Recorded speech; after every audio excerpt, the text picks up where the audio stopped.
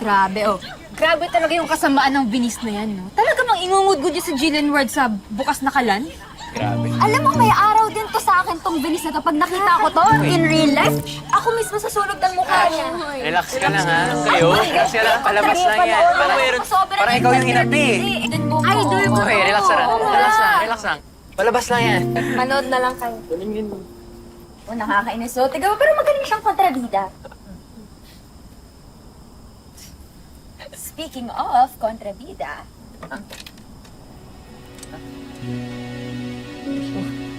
Bro, ano to?